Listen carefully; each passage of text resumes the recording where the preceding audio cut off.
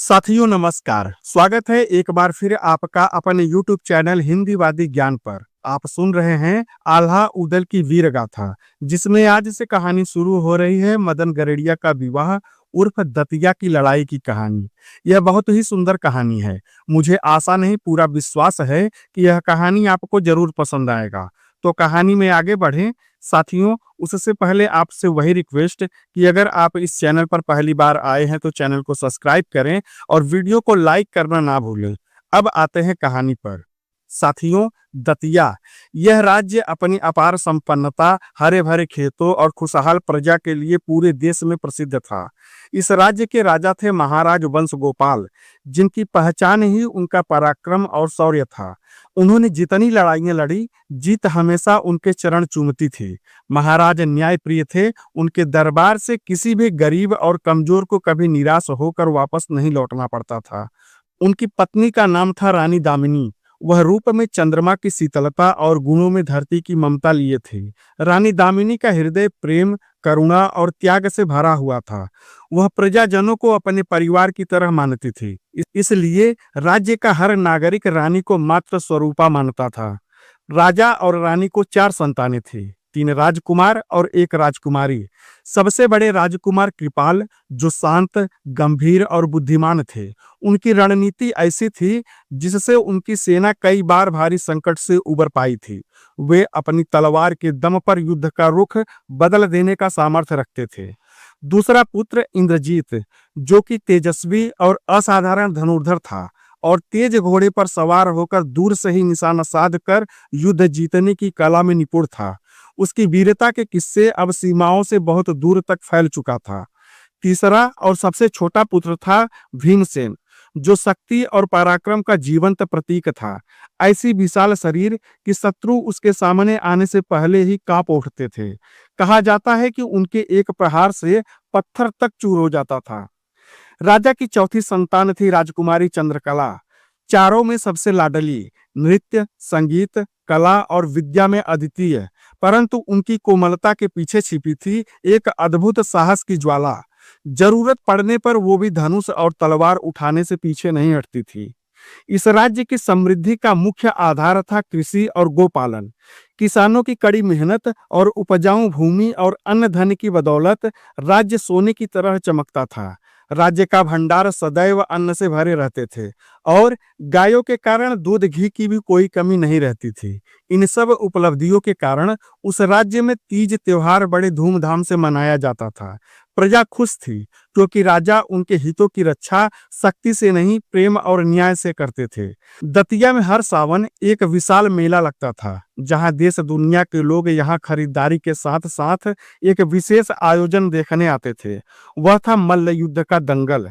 यही इस राज्य का सबसे प्रतिष्ठित खेल था, जहां धरती पर मानो जैसे वीरों की बिजली कड़कती हो।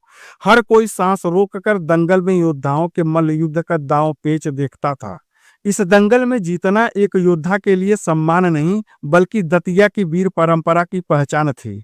राजा स्वयं विजेता को सम्मानित करते और उसकी वीरता का ढोल पूरे नगर में बजाया जाता। यह वही दतिया था जहां पराक्रम की गाथाएं दिन में लिखी जाती और रात में तारे उसकी कहानी सुनते हुए सो जाते थे।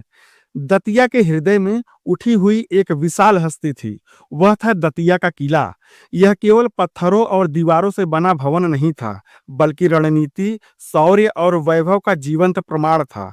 किले के मुख्य द्वार को सिंह द्वार कहा जाता था।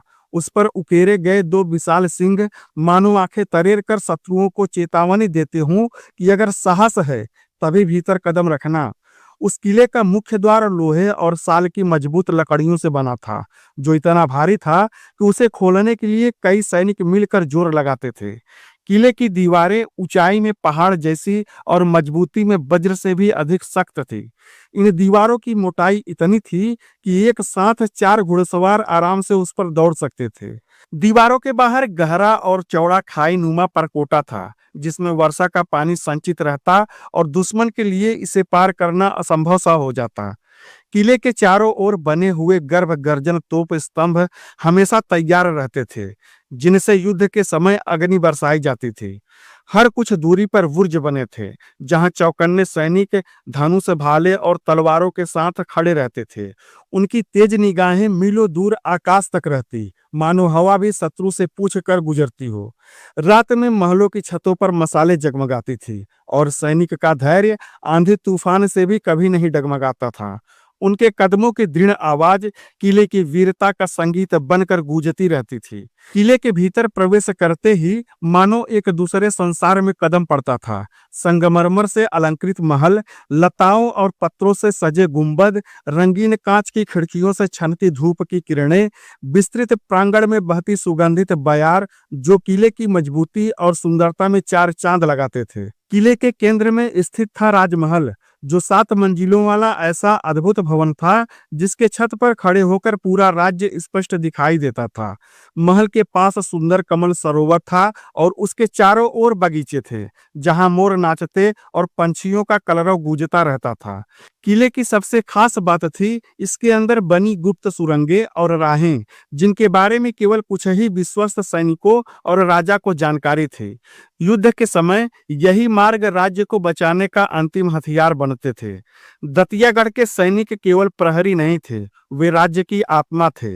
लोहे जैसी काया, शेर जैसा दिल और देशभक्ति से भरा मन सभी सैनिकों के चेहरे पर साफ दिखता था। उनकी प्रतिज्ञा थी कि हम सांसों का व्यापार कर सकते हैं, परंतु इस किले की एक ईंट भी शत्रु को स्पर्श करने नहीं देंगे। उनकी रातें जाग कर बीतती और दिन तीर तलवार के अभ्यास में। सैनिकों का यही धैर्य और शौर्य दतिया को अभेद बनाता था। यह किला केवल पत्थरों का ढांचा नहीं, बल्कि वीरों के गर्व का प्रतीक था, जहां खड़े होकर सैनिक घोषणा करते कि जब तक हम हैं, दतिया सुरक्षित है। दतिया के राज परिवार की सबसे प्यारी कली थी राजकुमारी चंद्रकला। उसका नाम ही उसकी छवि का परिचय था, जो चांद की उजली कांति जैसी कोमल और मन को शीतल करने वाली थी। उसकी सुंदरता देखते ही बनती थी। त्वचा दूध से खिली और कमल की पंखुड़ियों जैसे कोमल थी। आंखें बड़ी और काजल से घिरी, जिनमें स्नेह की चमक बसती थी।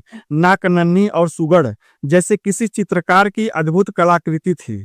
उसकी हल्की मुस्कान से होठ ऐसे खिलते जैसे खिलते गुलाब की पंखुड़ियां। बाल लंबे, काले और रेशमी, जब हवा झोंका मारती तो मानो काली घटाएं लहराने लगती थी। उसकी चाल राजसी गरिमा से भरी हुई, जैसे सरोवर पर तैरती हंसनी जैसी थी। वह जहां भी जाती, उसकी पायल की रुनझुन अंगनाई में संगीत घोल देती थी। चंद्रकला का श्रृंगार कभी दिखावे का नहीं होता। माथे पर चमकता एक छोटा सा चंद्राकार बिंदु, कानों में झूलती मोती की बालियां, नाजुक हथेलियों में मेहंदी की हल्की रचना, कमर तक लिपटा हल्का रेशमी वस्त्र, जिसके रंग हर दिन फूलों से मेल खाते थे। रूप के साथ साथ चंद्रकला का मन भी अनुपम था। वो किसी के दर्द को देखकर मौन नहीं रह सकती थी। राज्य के अनाथ बच्चों की शिक्षा का ध्यान, घायल सैनिकों की सेवा, निर्धनों को वस्त्र और भोजन दिलाने का प्रयास और हर प्राणी से प्रेम करना उसके स्वभाव में था। उसका मानना था कि राज सिंहासन की असली शोभा न्याय और करुणा से होती है। इसलिए प्रजा उन्हें राजकुमारी नहीं, बल्कि देवी चंद्रकला कहकर पुकारती थी। महल के पीछे एक सुंदर बाग था, जहां चंद्रकला अपनी सखियों के साथ हंसी ठिठोली करती थी। कभी झूले पर बैठकर गीत गाती, तो कभी तितलियों के पीछे दौड़ती, तो कभी फलों से लदे पेड़ों के नीचे कहानियां सुनाती। उनकी हंसी की खिलखिलाहट फूलों की महक में घुलकर हर सुबह को और सुहावना बना देती थी। राजा वंश गोपाल और रानी दामिनी के लिए चंद्रकला उनकी आंखों की तारा थी। महाराज उसकी बहादुरी को निहारते और गर्व महसूस करते, और रानी प्यार से उसे गले लगाकर कहती कि तुम हमारे राज्य की रोशनी हो। प्रजा जब राजकुमारी को देखती तो एक श्रद्धा भरी मुस्कान चेहरे पर स्वतः ही आ जाती। वे उसकी दुख सुख को अपना मानते और उसकी एक झलक पाने के लिए रास्ते पर उतर आते थे। उसकी सुंदरता केवल चेहरे की नहीं, बल्कि हर उस कर्म की थी जिससे किसी के जीवन में प्रकाश फैलता था। राजकुमारी चंद्रकला गणदतिया की गौरव थी, स्नेह, आदर्श और आशा की चमकती प्रतिमा। इधर उसी समय महोबा की धरती पर आल्हा उदल का पराक्रम अपने चरम पर था। जहां जहां महोबा के शौर्य की हवा पहुंचती, वहां वहां दुश्मन कांप जाते थे। उनकी सेना में अनेक जातियों और कुल के योद्धा सम्मिलित थे और सभी वीरता में अद्वितीय थे। उन्हीं बहादुर वीरों में एक नाम था सरदार मदन गडरिया का। लंबा गठीला शरीर, कंधों पर पड़ती घनी काली जुल्फे और आंखों में युद्ध की आग। उसका व्यक्तित्व ही शत्रु के दिल में भय भर देता था। वह गडरिया वंश का साहसी योद्धा था, जिसने आल्हा उदल के साथ अनेक रणों में अपनी तलवार से इतिहास लिखा था। उसकी तलवार चलाने की गति इस कदर तेज थी कि शत्रु को वार दिखाई भी न देता और वह धराशायी हो जाता था। आल्हा उदल, मलखान, ब्रह्मानंद ढेवा और तालहन सैयद सभी महान योद्धा उसके साहस से भली भांति परिचित थे। वे न केवल उसका सम्मान करते बल्कि उसे अपने भाई के समान मानते भी थे। मदन गडरिया अपनी वीरता के लिए जितना प्रसिद्ध था, उतना ही प्रसिद्ध था उसका हंसमुख और नेक दिल स्वभाव। साथियों, एक दिन मदन को पता चला कि दतिया में सावन का भव्य मेला लगने वाला है और उस मेले का मल्ल युद्ध दंगल पूरे प्रदेश में प्रसिद्ध था। उधर दतिया के सूरवीर यह शपथ लिए रहते थे कि हमारे दंगल में जीतना हर किसी के बस की बात नहीं, और यही चुनौती मदन की नसों में जोश भर गई। उसने विचार किया कि इस बार सावन का दंगल मैं दतिया में ही लड़ूंगा और जीतूंगा और महोबा का परचम भी वहां लहराऊंगा। उसने अपने 5 चुनिंदा साथियों को बुलाया, जो वर्षों से उसके साथ रण क्षेत्र में लड़ते आए थे। उन सभी को जब मदन ने अपना संकल्प बताया तो सभी ने एक स्वर में कहा कि सरदार, जहां आप वहीं हम। और फिर तलवारें, ढाले और जरूरी सामान लेकर छवों वीर घोड़ों पर सवार हुए, बादलों से घिरे सावन के आसमान तले दतिया की ओर कूच किया। रास्ते में चलते हुए उनके मन में मेले का उत्साह भी था और आंखों में युद्ध का संकल्प भी। परंतु किसे पता था कि यह साधारण सा मेला न सिर्फ उसकी किस्मत में बल्कि दतिया के किस्मत में भी एक ऐसा मोड़ लिखने जा रहा है जिससे दतिया का भविष्य बदल जाएगा और साथ ही राजकुमारी चंद्रकला के जीवन में भी एक नई कथा जन्म लेने वाली थी। सावन का महीना था और दतिया का प्रसिद्ध मेला अपनी पूरी रौनक पर था।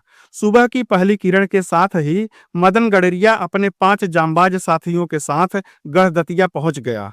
मेले में जहां भी नजर जाती झूले ही झूले दिखाई दे रहे थे। कहीं मीठी जलेबी की खुशबू तो कहीं चूरमा, लड्डू और रबड़ी की दुकानें मेले की रौनक बढ़ा रही थी। केवल मिठाइयाँ और मनोरंजन ही नहीं, उस मेले में हर वह सामान बिक रहा था जिसके लिए लोग अक्सर मेले में जाया करते थे।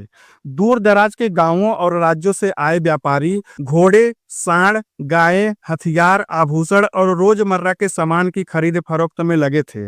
मदन और उसके साथी पूरा दिन मेला घूमते रहे, कभी घुड़दौड़ देखते, कभी नटों के करतब। देखते देखते सूरज पश्चिम में ढलने लगा और मेला अब अपने चरम पर पहुंच गया था। तभी अचानक मेले में चारों ओर हलचल मच गई। ढोल नगाड़ों की तेज धुनें, सैनिकों के स्वर और जनसमूह की जयकार से मेला गूंज उठा। दरअसल राजा वंश गोपाल अपने पूरे शाही परिवार के संग मेले में पधार रहे थे। राजकुमारों के पीछे पीछे राजकुमारी चंद्रकला चांदनी सी उजली आंखों में विनम्रता की चमक लिए थे।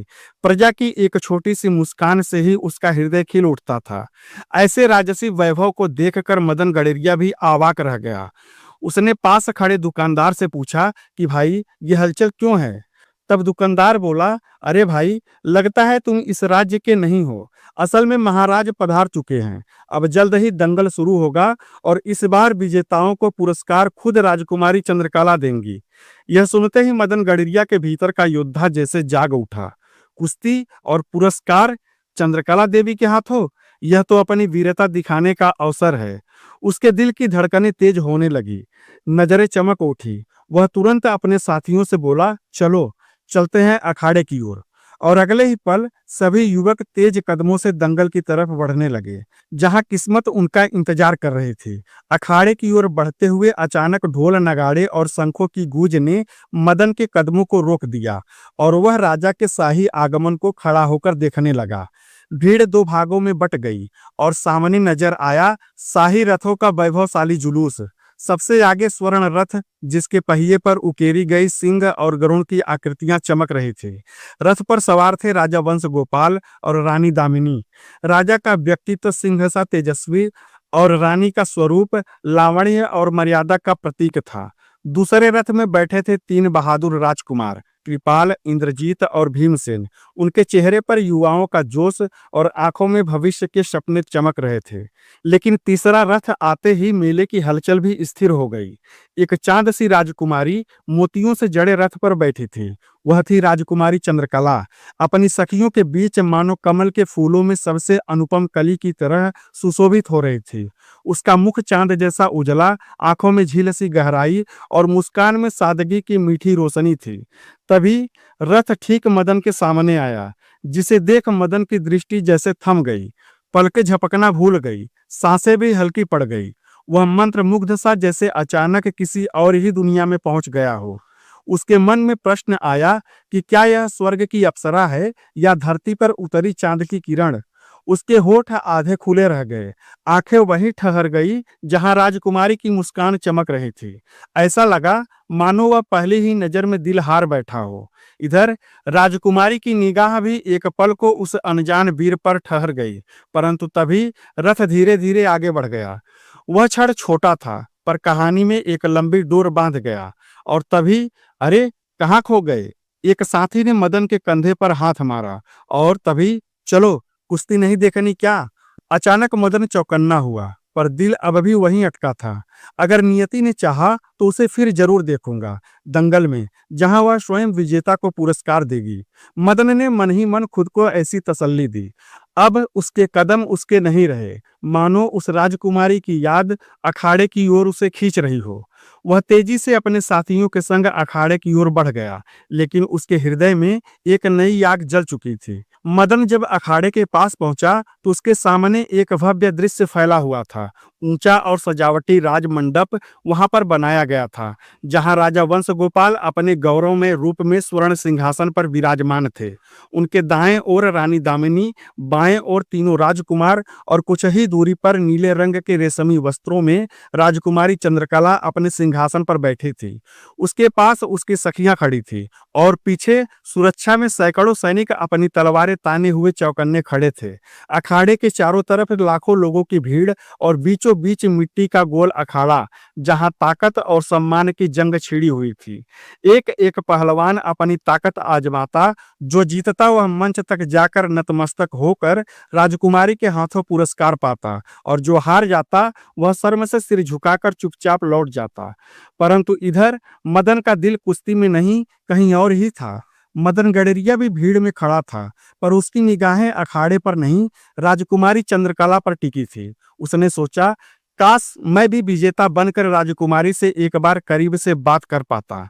उसके इसी चाहत ने उसके भीतर की वीरता को और भड़काया। इसी सोच में वह आगे बढ़ा। मदन की हालत देख उसके साथियों ने उसे चेताया कि पागल मत बनो, वो राजकुमारी है, कहीं राजकोप न हो जाए।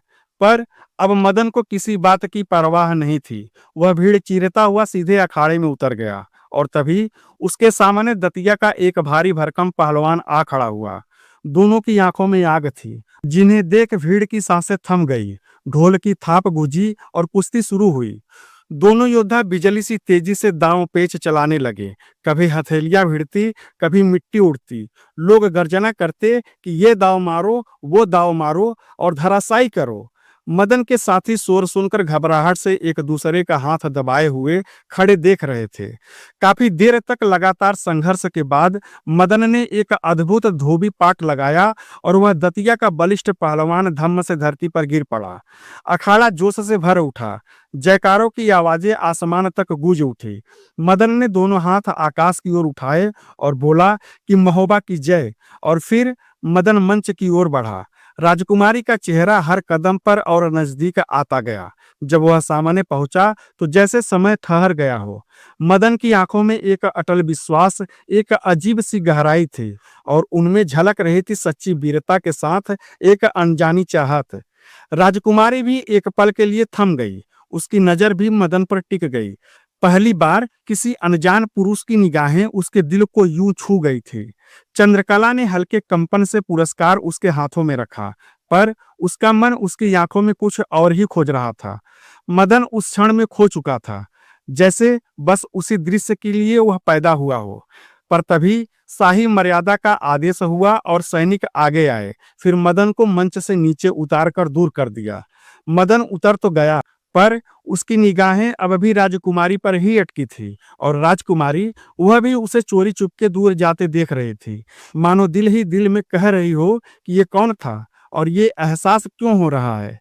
और जब मेला समाप्त हुआ तो सभी अपने अपने घरों को लौट गए। महोबा लौटने के बाद भी मदन गरेड़िया के दिल दिमाग में कोई और नहीं बल्कि दतिया की राजकुमारी चंद्रकला ही बसी हुई थी। दिन हो या रात उसकी आंखों के सामने हमेशा वही रूप, वही मुस्कान, वही चंचलता घूमती रहती। सच्चाई जानने के बाद उसके साथी उसे ताने मारने लगे, अरे पगला गए हो क्या, राजकुमारी से विवाह करोगे, हम लोगों को भी महल में नौकर मत बना देना। मगर मदन सिर्फ मुस्कुरा देता। उसके मन में एक दृढ़ विश्वास जन्म ले चुका था। वह अपने साथियों को जवाब देता कि राजपूत, क्षत्रिय, गणरिया, ब्राह्मण जाति देखकर प्यार थोड़ी ना होता है। चंद्रकला मेरी नियति है और मैं उसे पाकर ही दम लूंगा। लेकिन इसी दौरान दतिया राज्य में कुछ बड़ा ही घट रहा था। राजकुमारी चंद्रकला ने अभी अभी अपना 16वां बसंत पूरा किया था। अब उसकी सुंदरता सूर्य की किरण जैसी चमकदार और चांदनी से शीतल हो चुकी थी। महल की दासियां भी कहते नहीं थकती थी कि ऐसी सुंदर राजकुमारी पूरे बुंदेलखंड में नहीं मिलेगी। यह बात रानी दामिनी की नजर से भी न बच सकी। एक शाम उन्होंने राजा से कहा कि महाराज, पुत्री अब विवाह के योग्य हो गई है। कोई योग्य राजकुमार खोज कर उसका विवाह कर देना चाहिए। राजा वंश गोपाल ने सिर हिलाया और अपनी सहमति जाहिर की और बोले कि मेरी पुत्री का वर साहसी, बलशाली और बहुत बड़ा योद्धा होगा। मैं बहुत जल्द वर तलाश करने की तैयारी करता हूँ। साथियों, अब आगे क्या होगा? क्या मदन गड़रिया का विवाह राजकुमारी चंद्रकला से हो पाएगा? क्या होगा जब इसका समाचार राजा वंश गोपाल को पता चलेगा? ऐसे ही तमाम सवालों के जवाब जानने के लिए हमारे साथ बने रहें। हमारे चैनल हिंदीवादी ज्ञान को सब्सक्राइब करें, वीडियो को लाइक करें और ज़्यादा से ज़्यादा शेयर करें। पीछे की कहानी जानने के लिए प्लेलिस्ट अवश्य देखें। धन्यवाद। जय हिंद।